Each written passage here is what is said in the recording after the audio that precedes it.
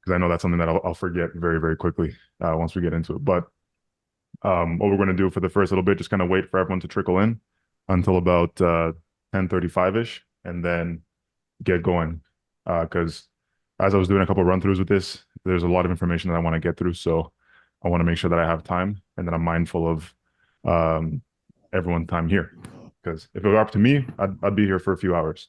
But I know that you guys have other things to do. Totally. Giannis, do you mind just going through real quick, just a little bit about your background and, you know, Yep, just for tell sure. us a little bit about kind of, yourself? Yeah, absolutely. So that's something I'll get into a little bit more in detail in the actual presentation, but just to give a quick TLDR. So when I was 19, I was diagnosed with cancer. So this was about 4 years ago now, in 2020 of May, or May of 2020, I was diagnosed with cancer. And throughout that period, basically a lot of ups and downs with my treatments. So there was a lot of chemos, stem cell transplants. I had to do two stem cell transplants, a bunch of immunotherapies. But there's one thing that really stuck out to me was whenever I asked my doctors about what I can do nutritionally regarding my health and improving my situation with cancer, they gave me very vague answers as if there was nothing I could really do. And I did not believe this. There's no way that you can't improve your situation, even with something as serious as cancer, without or with food or with exercise and things like that. And so I started doing my own research on it. Turns out that that's something that I guess they miss in medical school. And everything I've learned up until then has allowed me to not only heal from cancer, but recover from some of the most stressful and I don't even know how you call it, but the most strenuous of treatments that I had to do, such as the second stem cell transplant, which was probably it was messed up. The procedure was 4 months long.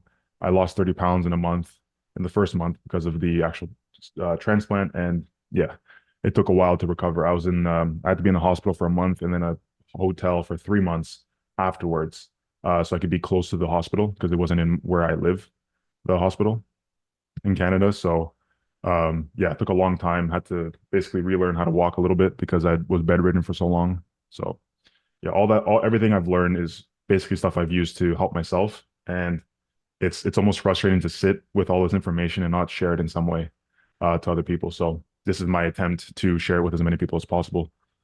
Awesome. Yeah, Awesome. that's the I love that. That's you've been through so much at such a young age, yeah, and I think it's a beautiful gift that you're sharing your knowledge with people. As you know, you've been helping me recently with some of my husband's struggles, for sure. and no one talks about nutrition, right? Like it's not important.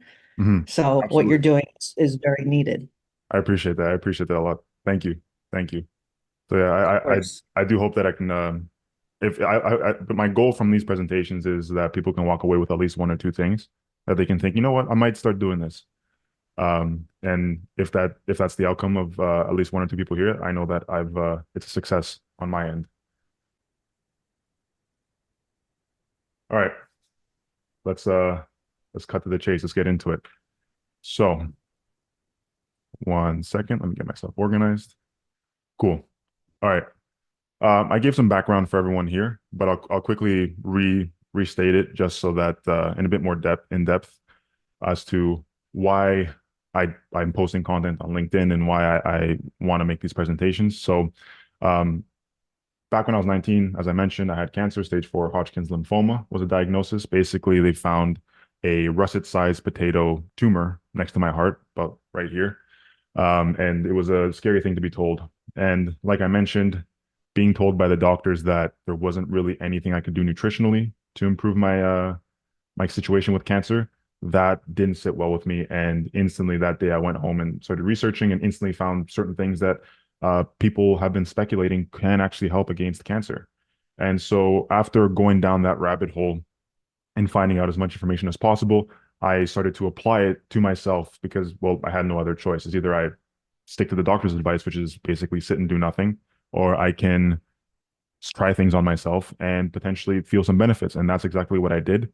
And I was able to recover very well from the treatments. The treatments that weren't affecting the individual treatments weren't affecting me as severely, but even the recovery to get back to 100% from these treatments was a lot faster. And even the doctors after my stem cell transplant were always shocked to see at how much muscle I had put on because of my nutrition and my exercise regimen. And it's not like it was anything overly complicated. We'll get into it in this presentation, but it was very basic, simple stuff that I did consistently. And one thing you'll realize from this presentation is I don't like complicated. I don't like thinking, okay, you need 500 milligrams of this supplement mixed with 200 milligrams of this supplement timed exactly 50 minutes after you. None of that. That's all the overly biohacky stuff that really is just trying to mimic basic health principles. And so, yeah, everything is very simple. And for those who are currently going through something, this can help you heal yourself from whatever it is you're going through. And for those who are relatively healthy, it'll help you live a life of even more abundant health, where you have more energy, you have better focus, you can recover quickly from workouts or just your day-to-day tasks, and just experience life at a whole new level. And so, yeah, once you start living this way, you don't want to go back. And that's probably one of the biggest realizations I've had is even though certain junk foods are delicious, let's be honest, certain desserts, pastries, and whatnot, um, they're not really desirable because when you look at the priorities of things, living with full energy, full focus, and be able to recover quickly from workouts and whatnot is far more important and feels far better. And now, because I respect everyone's time here, I'm also going to keep my rambling to a minimum. But on top of that, at the end of this presentation, I have a big announcement that I want to share. And it's regarding something that I've been working on behind the scenes for the past 2 months that I'm sure everyone is going to benefit from. And so I'm also excited to share because it was an experiment that I did with myself and a couple clients, and it's worked out very well since then. And on top of that, I want to give everyone here my entire health system in the form of a document, which is a documentation of my entire health protocol and what I do. So basically everything I did to get from 170 pounds to 200 pounds after my stem cell transplant in 7 months. So it's talking diet, my full nutrition philosophy, training philosophy, what foods to consume, what quality of food you need to look for, lifestyle changes, accountability, mindset, everything. I just wrote it all down in as a concise and organized way as I can, so that they can help people in the future. So now let's get into the actual presentation.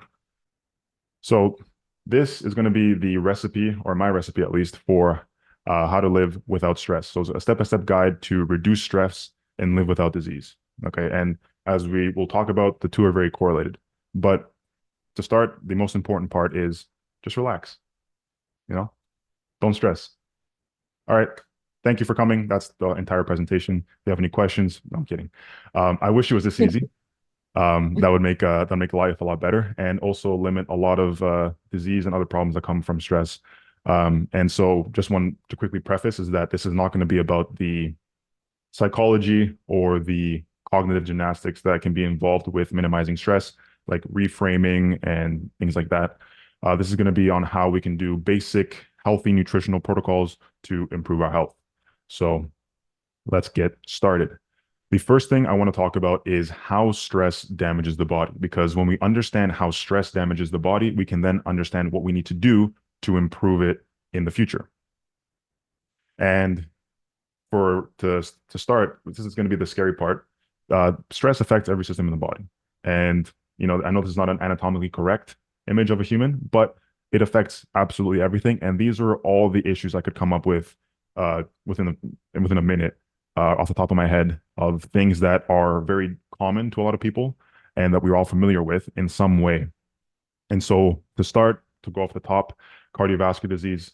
Stress is one of the biggest contributors to cardiovascular disease because it basically triggers the cascade of events that occurs from damage to your arteries and particularly your arteries, but your vasculature as a whole, and then cascading down to high blood pressure, which is actually a function of stress, and then leading to arterial damage further, leading to atherosclerosis, and then eventually heart attack. And that's all something that starts from something as minuscule, seemingly minuscule as stress. Poor sleep, we've all experienced it, where we toss and turn because of stress or things that are on our mind. And so this is a very bad positive feedback loop of when you're more stressed, you can't sleep well. When you can't sleep well, you're going to end up more stressed. And then it's a perpetual cycle that until we make a very hard stance against it, it's going to get worse and worse. Low testosterone is the next one, and this goes for hormone balance as a whole.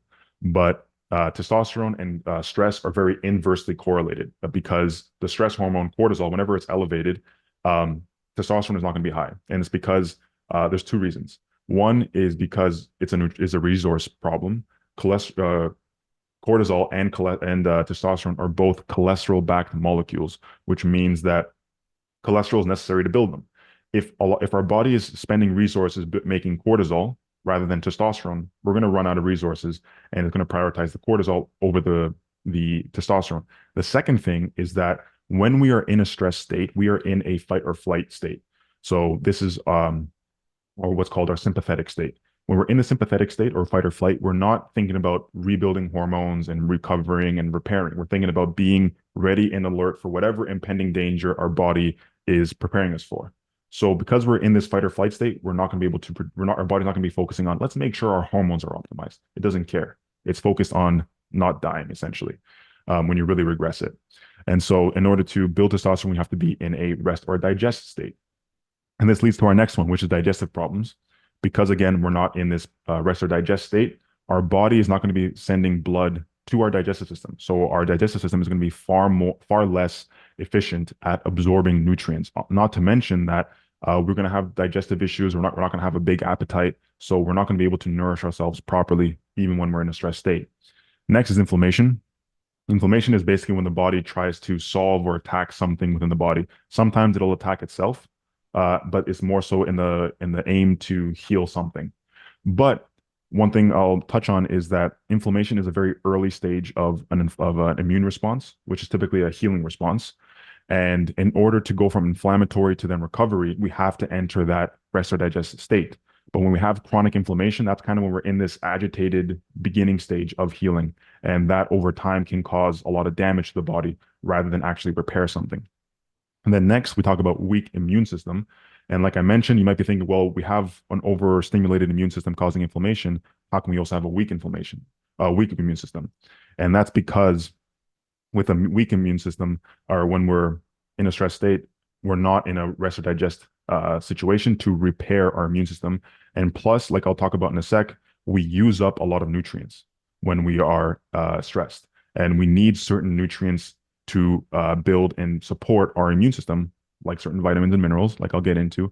But it causes this weird situation where we can't properly repair things because we are chronically stressed. Next is difficulty focusing. I'm sure we've all felt this, where we're stressed and we just can't, for the life of us, focus on one thing. Terrible mood. So we're going to be more irritable. We're going to be more low energy, more feeling depressive, and even anxious at times too. So that plays a big role in it as well. Mental illness is what comes off of that later. If we're chronically in a stressed, anxious, depressed state, over time, that'll lead to certain changes within our brain that will cause us to present with more depressive symptoms throughout. And then we're not going to have energy.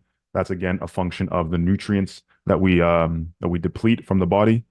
And then difficulty putting on muscle because again, we're not in that rest or digest state to rebuild muscle and grow. And then cancer as well is the last and final thing that I'll mention. One of the main causes of cancer is actually the overburden of stress on the body. Eventually, that'll cause certain mechanisms to fail, and then cancer can grow from there.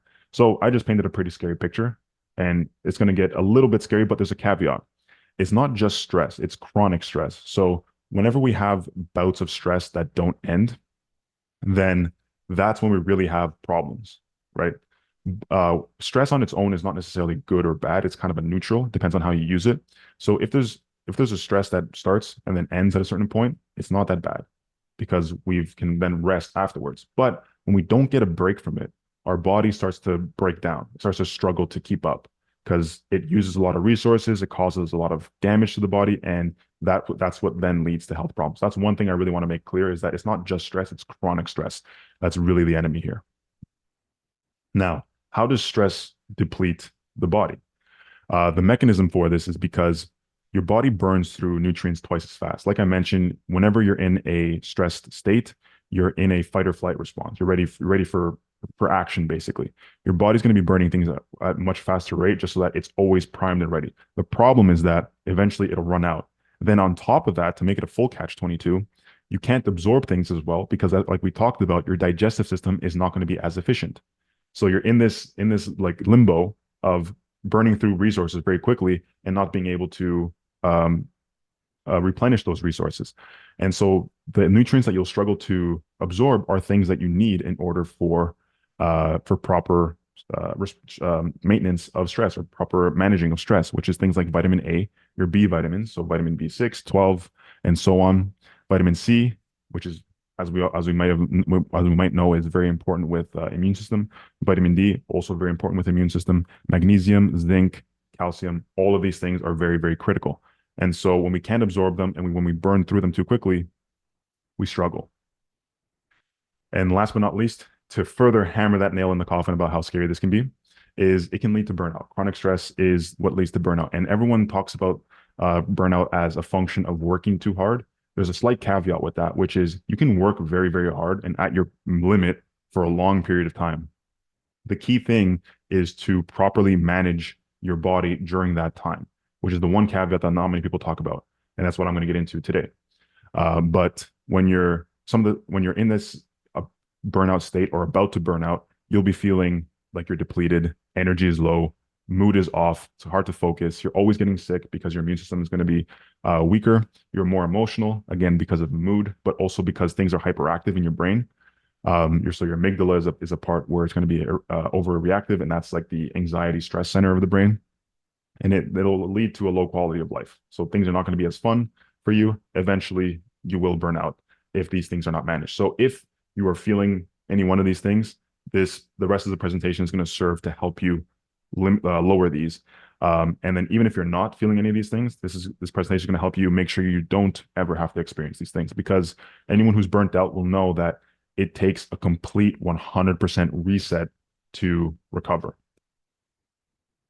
Now, good news, right? Finally, some good news.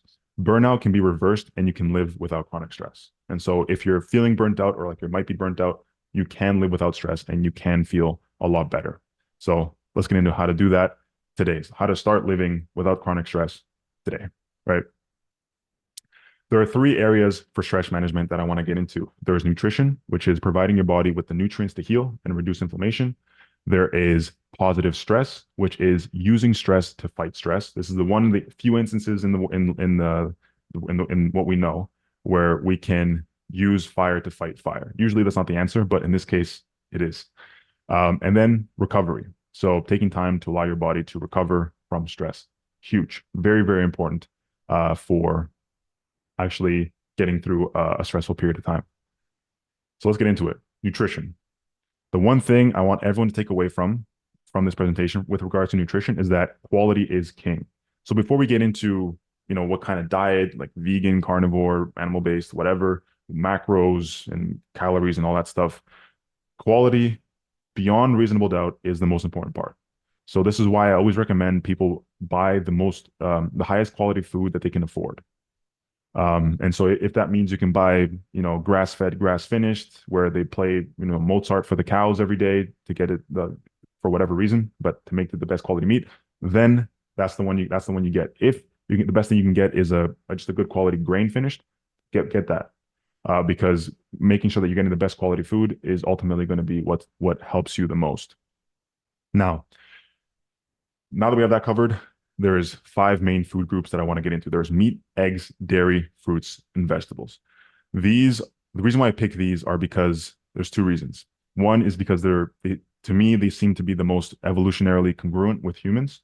When we look back at what we've been consuming over the past, many thousands of years, they are just different combinations of these foods. The second thing is that all the vitamins and minerals that I talked about that your body gets depleted from when it's stressed, you get them from these foods. So for example, B vitamins, you can get in ample amounts from meat and eggs. Vitamin A, you can get from things like dairy and some fruits and vegetables. The zinc, you can get a lot from meat and so on. And so consuming these foods, you don't have to think about, am I getting these nutrients? You just will, because they're all in these foods. And so making these a staple of your diet is going to help a lot with making sure that you're getting all the nutrients you need for a good diet. Next, and a bigger benefit of it is that fruits and vegetables have a lot of antioxidants, and antioxidants are very, very helpful against inflammation. And so we talked about how inflammation and stress are very, very correlated, the two of the same. When you consume fruits and vegetables, that's when you can really fight the inflammation within the body. Now, we have a few foundational principles that I like to go over. One is consume nutrient-dense foods. So that's the meat, eggs, dairy, fruits, and vegetables. Those are all what I would consider nutrient-dense. Next is cutting out processed foods because processed foods are very, very inflammatory within the body, and they can actually basically put gasoline on fire. So not only do they cause you to be inflamed, but they can actually stress you out from within, which is the worst way to be stressed out. Now we're going to get into some numbers of what to aim for because it's always good to have a decent target of food. I'm not someone that likes to really get too, too bogged down with the numbers, but these are just some rough estimates you can aim for to have a holistic, healthy approach. One is, 1 gram per pound of body weight for protein, and I'll get into an example of that, what that looks like in a sec. The next is 1.2 grams per pound of body weight for fat, 0.25 to 0.5 grams per pound of body weight for carbs. And so in our example here with this very happy looking dude over here, it's going to be for a 200-pound man. A 200-pound man would approximately need 2 pounds of meat per day to get the appropriate amount of protein. They need about 200 grams of protein. So that can come from 2 pounds of meat.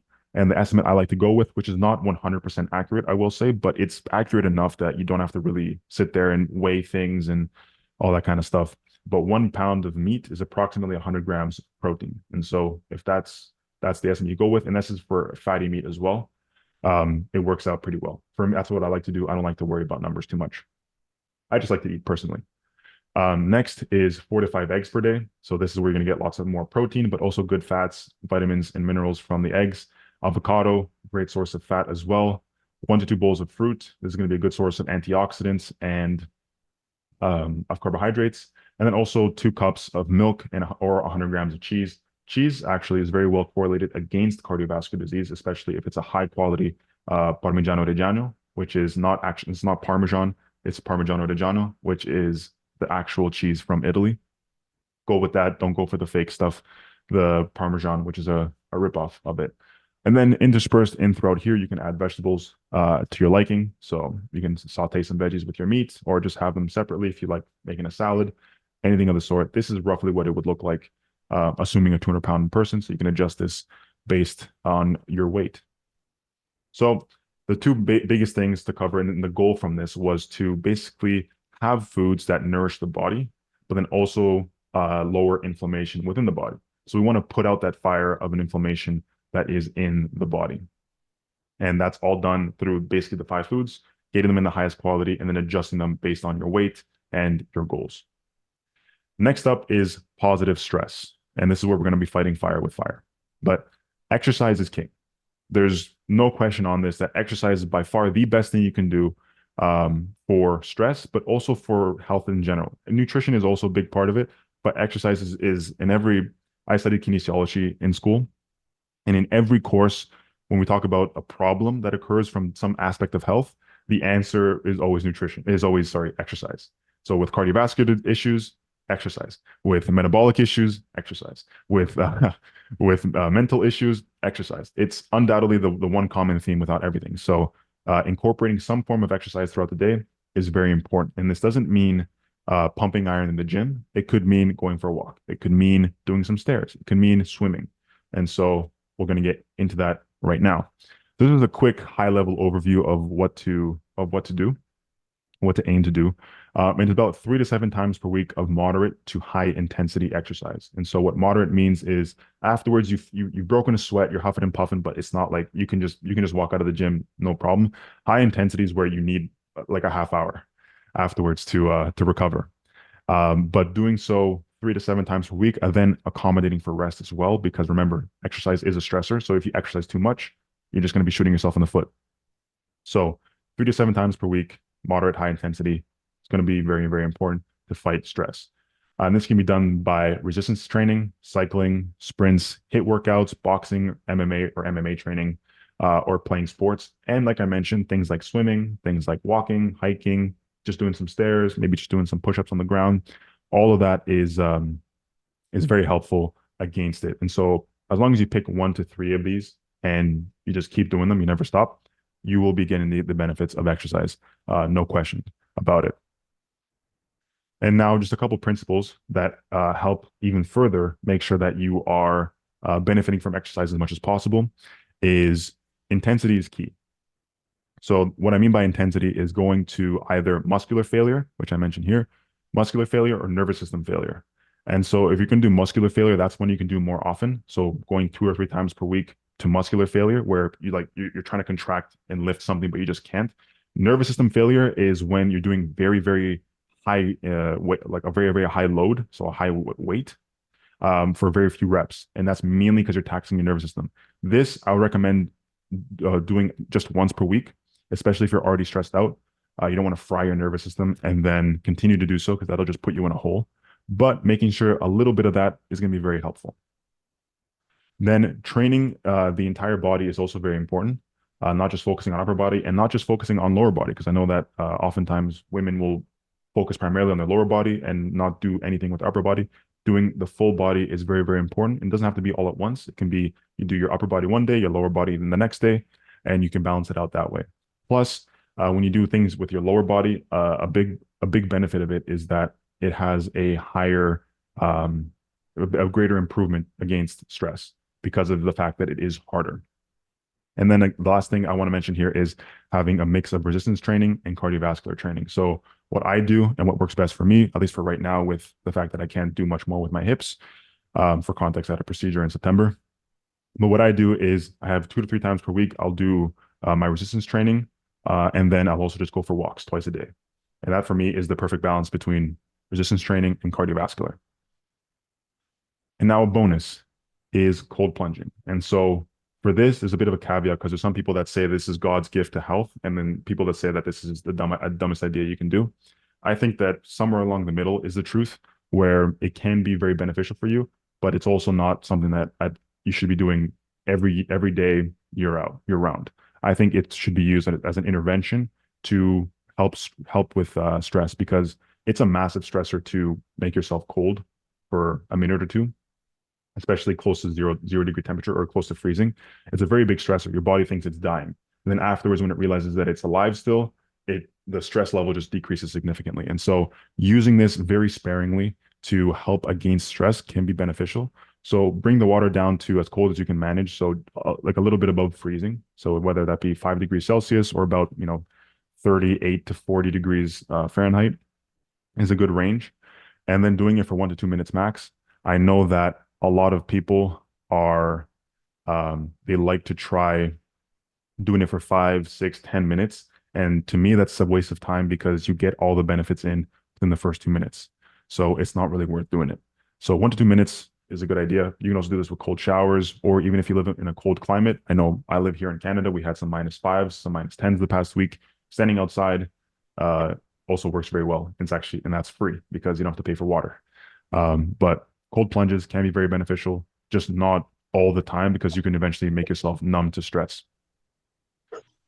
Now, this concludes the fighting fire with fire section. Again, we use exercise, which is a stressor, to fight stress. And we even use the cold plunges, again, to fight stress, fighting stress with stress.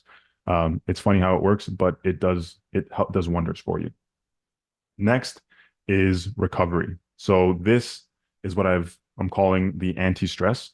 And it's because we're going to be essentially forcing our bodies into that passive rest or digest state, the parasympathetic rest or digest state. When we're in a rest or digest state, that's when we can recover. That's when we can start to repair and heal the body from stress. And so it's a very important part of the whole process. Is if we want to be able to manage our stress and then add positive stress on top of that, we have to recover. And that's what we're going to get into right now with my 2 favorite types of recovery, which are quality sleep and warm baths. And actually, these two work very, very well together. Obviously, on their own, they're great. We need to sleep, but I'd recommend incorporating the two together for a maximum bang for your buck to get rid of stress and also help your body heal from stress. So to get into it, what a good night's sleep looks like, typically it'll mean about 7 to 9 quality hours of sleep per night. Now, I know this varies depending on the person and your age and things like that. Younger people need to sleep a little more than older people. And obviously people have their preferences, but the average is about 7 to 9 for what works for most people. And if you can get this, make it a priority too, of getting this much sleep, you will notice an amazing benefit over the course of 1 or 2 months. Next is having a wind down period, 1 to 2 hours before you sleep. This is critical because if you don't start to prep your body to sleep, it'll stay up. It'll keep going and it'll start to feel confused because it'll be tired, but it's getting a lot of stimulus to stay awake. So in many ways, you have to stimulate your body to start sleeping. And so what that looks like, at least what I like to do, is I'd like to dim the lights. So any blue lights or any harsher, brighter lights that I have, I turn off and I put on warm colors. I have lamps around my house that I'll turn on, which sets a nice cozy vibe. And my body starts to think, oh, okay, this is nice. I'm gonna start getting ready to sleep soon. Next is I'll block blue light. So one of the ways in which I do that is on my phone. I don't know if it can focus. There we go. I'll actually turn it red so that if I want to use my phone, I'm blocking as much blue light as I can from my phone. And that way I'm not getting the stimulus going through my eyes to stay awake. It's not triggering my brain to stay awake.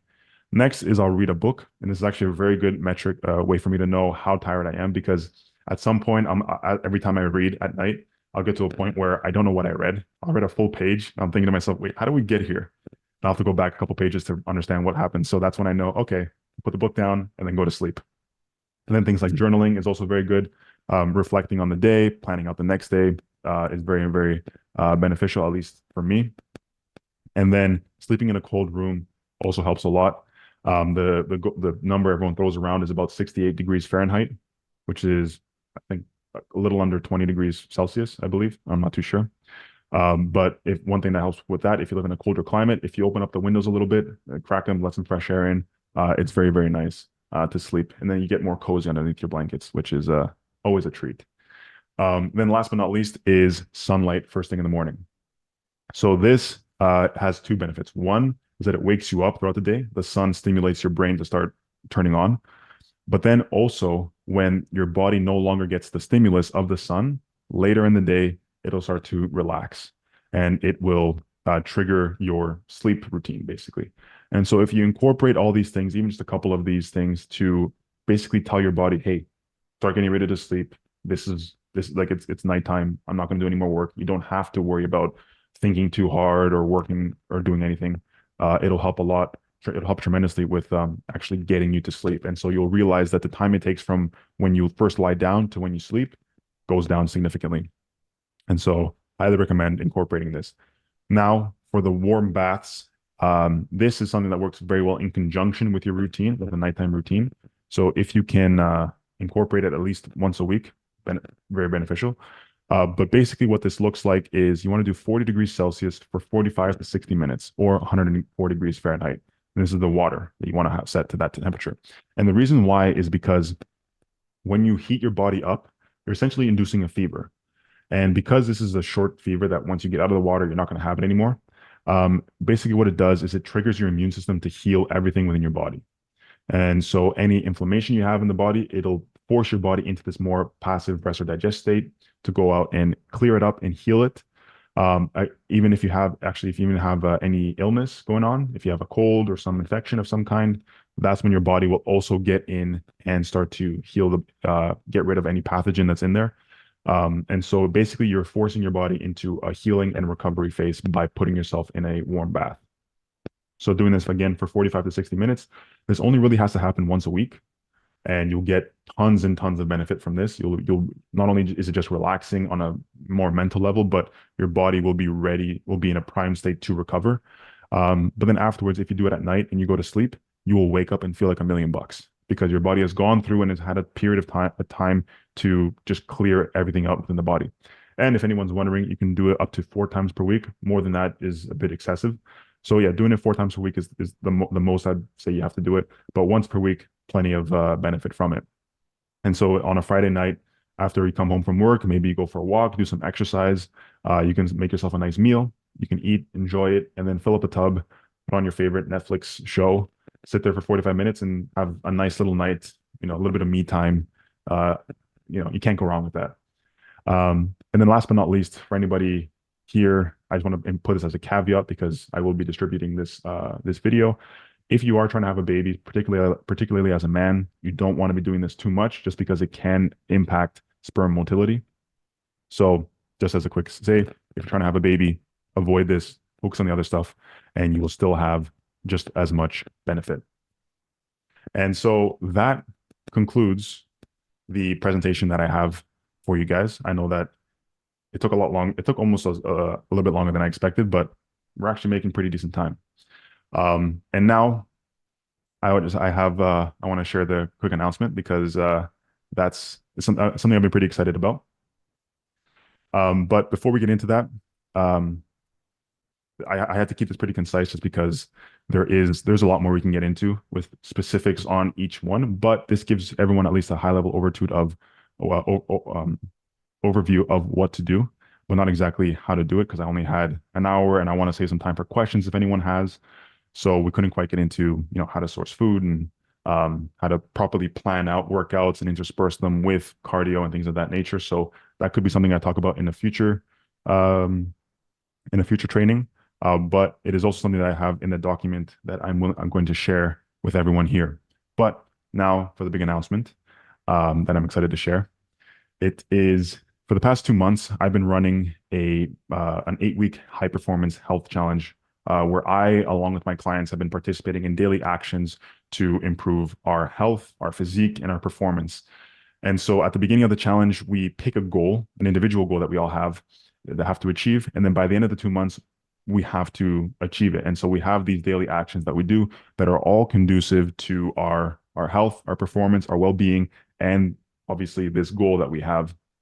And every day we come together, we're in a group chat and we share, hey, I just did this, I just did that, to let everyone know where we're at and what we're doing. And it's been great for my clients to have this sort of constraint of you have to get this done, but also for me too, because everyone's been feeding off each other's energy. And so when one person's saying, hey, I completed my daily dedications or I got my walks in, it makes me think, okay, I got to make sure I'm on it too, because they're getting it done, I need to get it done too. And so once we have the goal, once we have the plan, and we have the energy around it, it's just about doing the daily actions. And so what this consists of is daily dedications, which are basically just exercises that we dedicate to our bodies, daily walks, workouts 3 to 4 times per week, and also a strict adherence to our nutrition. So we have no deviations from the nutrition, because that way, when we deviate from the nutrition, we're not supporting our bodies, we're not supporting our goals.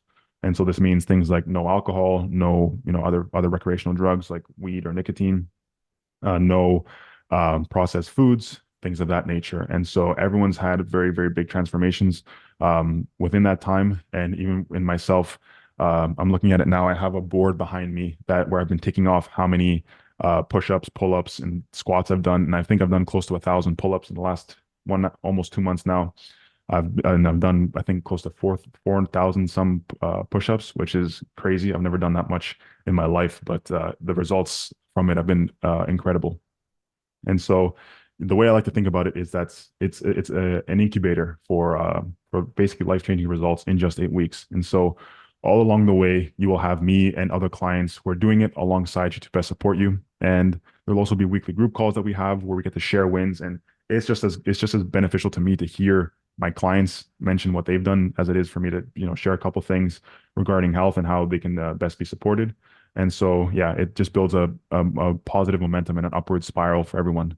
And so the best part is that results are guaranteed from this. Either you achieve your goal or I work with you for free until you do. And so if you're interested in this challenge and participating, I am running a part 2 coming up in the beginning of March. So I'm just going to quickly share that right here. And absolutely, accountability is huge. And it's accountability not just for my clients, but also for me. Like I can't slack now either, because I have them with me. And it was a very cool experience. And so on top of that, I will share the document with everyone. Let me just quickly grab it. um, right here. The document that shares my entire protocol with everyone. This way, I'm just going to share it in here for everyone to read. So the first link is my Calendly if you want to book a call and chat about this. Second one is the document. And so the document basically outlines everything from my protocol. And there are things that I will continue to update in this document because it's basically like my own, we'll call it my own documentation of everything I do with my clients. It's an never ending work in progress that I'm working on. And so with that, that's everything I want to share. I want to share the presentation, let everyone know about the health challenge. And so now I want to open up the floor to anyone that might have any questions about stress, about any how they can best improve their own routines, anything of the sort. Floor is open to anyone who has any questions. But in the meantime, I'm gonna take a drink of water.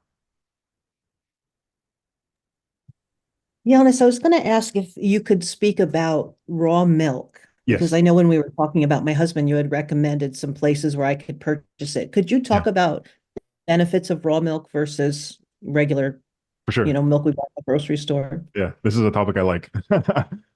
So raw milk is one of those things that some people say it's very good for us. Some people say that it's not because it can make us sick potentially. I sit on the edge on the perspective of if it's good from a good quality place, there's few things that are better for us. And there's two main reasons for that. One is because of the bacterial culture that's in there. It's probably the best source of probiotics that we have access to from nature without having to really manipulate anything.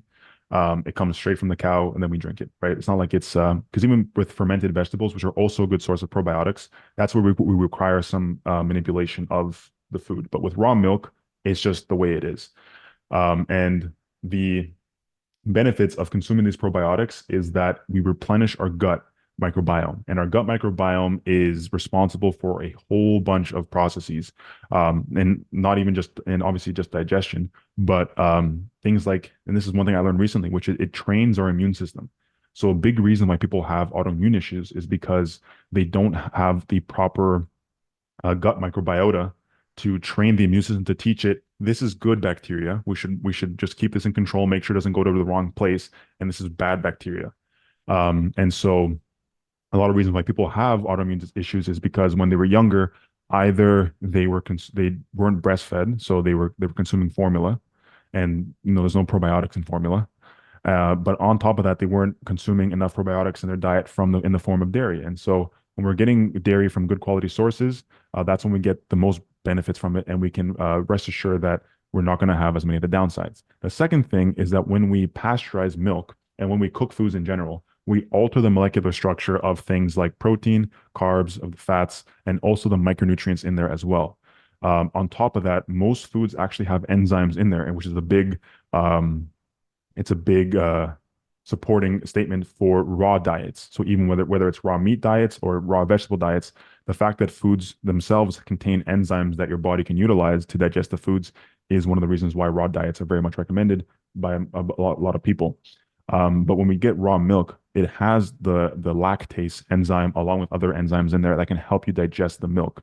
So for anyone who is a bit lactose intolerant, this is one of the best things that you can consume because it helps you with that. And on top of that, the proteins, the fats, and even the lactose in there hasn't been altered. When you heat stuff up, the proteins will change shape, and the fats will also change shape as well. They can be a bit harder for your body to digest and then utilize as well. So when they're in their natural state, that's when they're best to consume. So it allows for better digestion, but also better use within the body. So it can repair things a lot easier when you're consuming raw milk as opposed to pasteurized milk. And then also some other cool things like they did experiments with cats. I know that we're not cats, but there's something to be said about this where they fed a group of cats pasteurized milk and another group of cats raw milk from when they were kittens. And what they saw was that the cats that were consuming pasteurized milk grew up to be more lethargic. They didn't have as good bone development. They also weren't as big. Their fur wasn't as good. And over time, basically what happened was the cats had no sex drive, so they weren't reproducing, and eventually they died off. But the cats that were consuming the raw milk were thriving. So like you know how sometimes you will see a cat that you think, wow, that's one good looking healthy cat. Like it just owns the street. Like it'll kill anything it sees. That type of thing. Like that's what those cats were. They were strong. They were healthy. They were well developed, and full of energy, and they were reproducing, and they could go on forever. So that's something to be said about the nutritional value of milk, raw milk in particular. Yeah, that's helpful. Thank you, Giannis. No worries, no worries. And that's why for anyone who doesn't have access to raw milk, I recommend the Parmigiano Reggiano because that is made from raw milk.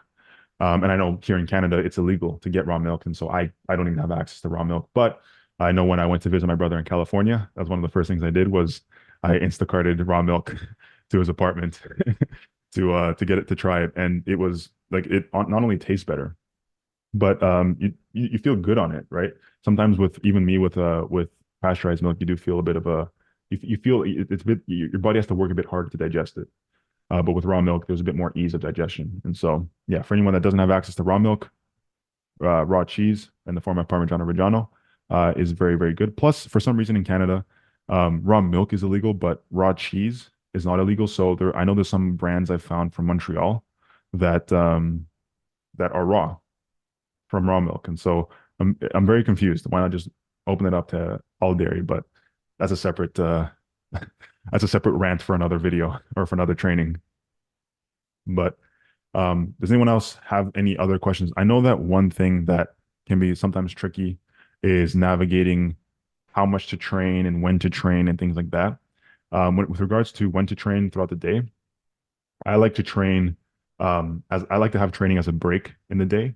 So I'll do a session of work regarding, whether it be with like a webinar or content creation or LinkedIn stuff.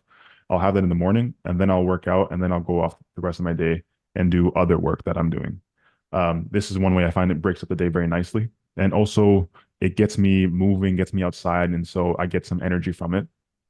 But you can also do it at the end of your day, or first thing in the morning. Sometimes doing it first thing in the morning can really jack up your energy for the rest of the day because your body it gets invigorated, right? And so it's a very good way to start the day. Then with regards to spacing out workouts throughout the week, I base it off of intensity. So if you're doing a very, very high intensity style of training, make sure that you give yourself 24 to 48 hours at least. Um, exactly. And actually, yeah, that's another thing is once you do a workout in the morning, like you build a massive momentum because it's not an easy thing to wake up and then get ready and then go do a workout. There's a lot of resistance, but if you overcome that, everything else in the rest of your day is basically downhill. It's yeah. So I like that you brought that up. Thank you, Susan. Um, the next thing is with regards to spacing out throughout the week, make sure that you give yourself adequate amounts of time based on the intensity. So if you're doing moderate intensity, you can basically do it every day. But if you're doing something that's more high intensity, I would make sure you give it closer to 48 hours in between exercise bouts, just so that you're not overly stressing out your body. Then again, supporting it with things like good nutrition, with the warm baths, making sure you're getting good sleep, all that stuff, very, very crucial to make sure that you're you're using the exercise to promote your body rather than further dig yourself a hole. Because overtraining is a thing, and I know a lot of people try to say, no, it's not a thing. You can avoid overtraining if you properly rest and you properly take care of your body. You can train at very high intensities. Like when I was a football player for university, we were doing two-a-days a lot of the time. We'd have a workout in the morning that was an hour long, high intensity lifting, and then we'd have a 3 hour practice afterwards in the day, later in the day. So workout at 7 in the morning and then practice at 5. And so it's fully possible to have a high output of mental effort and physical effort go to class, but it requires a lot of maintenance nutritionally and with sleep, ice baths, warm baths, all that stuff. So yeah, if you want to space it out that way, I'd say err initially on the side of more rest, and then you can build up over time because you don't want to go too hard, burn yourself out, stop exercising for a week, and then say, oh, you know what, didn't really work out for me. Start slower, and then you can progressively build up. And the other thing is having gone through this process of needing to start very slow, you'd be surprised at how quickly you can build up. So when I was first recovering from my stem cell transplant, the most I could do was some stairs. And my mom and I, who's here, that's Dimitra. My mom and I would do stairs together. And so, hi, mom. We'd do stairs together. And initially, it would be just 3 flights, and then it would be six, and then we'd go for walks together. And so that's what my exercise was. And sometimes then we start going to the gym together once every 2 or 3 days. And I had to start very, very light. I used to be squatting, 300 pounds on my back, having to go from that to then squatting a 20-pound dumbbell in my hands and struggling with it, right?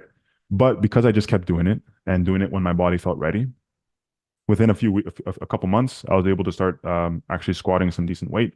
I was able to start bench pressing. I was able to do multiple push-ups. And so, if we give ourselves the patience to do that, and it was frustrating, but the thing that made it less frustrating was the progress that I was making. Because it's the funny thing is that when you put 20 pounds on your squat, for example, when you're squatting 300 pounds, that's a very small percentage increase, right? But when you go from 20 pounds to 40 pounds of squat, I just doubled it, right? So you get more excited about that. And this is where a bit of cognitive gymnastics has to come in to reframe everything. But yeah, it was starting slow and then working up from there. That's it was always very cool to see how quickly uh, the progress went. And as a result of that, I was able to put on my muscle mass again. I was able to feel better, get more energy. And so yeah, that's why I always recommend to everyone who's even if they've been training for a while is do a little bit less, which is contrary to what people say. Do a little bit less than you might think you can handle to see that you can handle it, and then you can add a little bit more. Then you add a little bit more, and then you reach a peak. Then you say, okay, that's my limit, as opposed to jumping at your limit or over your limit and burning out. You work up to your limit, and then you play within it, and then you can go up from there if your body feels like it. So yeah, because we don't want to overstretch ourselves. Workout, like I said, is a stressor, and so we want to make sure that it's properly managed. Because otherwise, you can fight fire with fire, but you can also burn everything down. Um, so we got to be very careful about that. But yeah, I've been rambling for a little bit. Does anyone else have any questions that they want to touch on? I know that we're getting close to the hour mark. So any final thoughts, any final concerns? Um, Open to anyone who has any questions.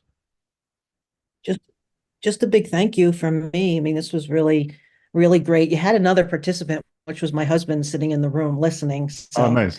Nice. he was picking up a lot of what you were talking about because he's very focused on the nutrition piece right now. For sure. So thank you. Your passion for this clearly comes through, and I'm sure you're going to help a lot of people. Thank you. Thank you. I appreciate that. And I hope everything's going well with your husband. And if you have any questions, always feel We're free to getting reach there out. day by day. Nice. Nice. I'm glad. I'm glad. Thank you. Thank you so much. And thank you so much for the support and for the positive feedback. Great presentation. Thank you. Thank you so much. Thank you to everyone. Always fun to Huh? reiterate. Always fun to reiterate the important things and summarize them and keep them in your day. For That's sure. what helps a lot. For Yeah. sure. And Don't it's slack off. for sure. And the other thing is that a lot of these things are very much, you can overlook them because of how simplistic they might seem. And it's like everyone talks about sleep, but if I sat there and told you there's new antioxidant that's only found in high quality red wines, right? And they found a way to extract this and get into a pill form. You can get 500 milligrams per day. It's called resveratrol. This is all real things I'm saying. That sounds way more exciting than me saying, "Hey guys, just sleep a little bit more," right? Yeah. Because then the other thing is that sleeping really well one night, it's good for you, but it's way better if you can sleep really well for 2 months straight, right? So if you allow these small daily habits to compound, that's when you live life like on a different level. And that's that. If there's any message I want to give out from this presentation, it's let the small things compound and they'll build up to much bigger things over time. So I'm gonna finish that. That's a good note to end on. I want to finish it here. Thank you to everyone who showed up and participated, and thank you to all your questions, all the feedback. I will be posting this as a video, so if there's any time you want to rewatch it, watch the replay of the recording, it'll be available. As soon as it will be available, I will send each and every one of you a copy. So again, thank you so much for participating. Thank you so much for your time, and I look forward to seeing you guys in the next one.